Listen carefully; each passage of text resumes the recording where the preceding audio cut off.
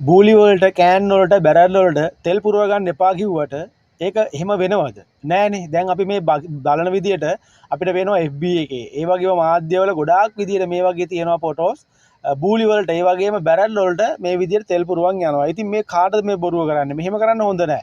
හැමෝටම එක නීතියක් වෙන්න ඕන. දැන් මෙහෙම අපි ඊයොත් අපිට දෙන්නේ නෑ මේ විදියට. හැබැයි වෙන්නේ සල්ලි තියෙන රජයේ වාහන, පෞද්ගලික වාහන, ආරක්ෂක අංශවල වාහන මේගොල්ලෝ ගිහලා මේ විදියට තෙල් පුරවන් යනවා බැරල් වලට බූලි වලට. බලන්නකෝ ඔයගොල්ලෝ දැන් Facebook එකේ ගිහලා බලන්නකෝ කොච්චර වීඩියෝස් කොච්චර ෆොටෝස් තියෙනවද කියලා. ඉතින් මෙහෙම නෙමෙයි මේකට මොකක් විසඳුමක් දෙන්න ඕනේ. බැයි නම් බෑ. එපා නම් එපා.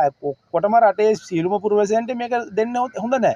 එහෙම දෙනව නම් දෙන්න ඕනේ. ඉතින් මේකෙන් වෙන්නේ අනවශ්‍ය අර්බුදයකට යනවා. බලන්නකෝ දැන් ළඟදිම මේ ප්‍රශ්නේ දුර දිග යන්නේ නැද්ද කියලා. ගොඩාක් කට්ටිය හැමතැනම දැන් බැරල් වලට පුරවනවා. බූලි වලට පුරවනවා. හැමතැනම ගිහිලා තියා ගන්නවා. දැන් මොකද්ද මේක? ඒගොල්ලෝ ආපහු ගෙනල්ලා මේවා දෙනවද ෂෙඩ් වලට? නෑනේ.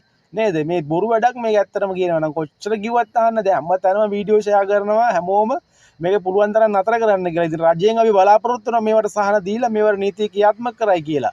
ඉතින් පුළුවන් තරම් ඉක්මනට මේකට සහනයක් ලබා දෙන්න නැත්නම් එහෙම අනවශ්‍ය තෙල් පෝලිම් සහ අනවශ්‍ය ප්‍රශ්න රාශියකට මුහුණ දෙන සිදුවේවි ඉදිරියේදී මේ රටේ ජනතාව හැටියට අපි කාටත් අපි සියලු දෙනාටම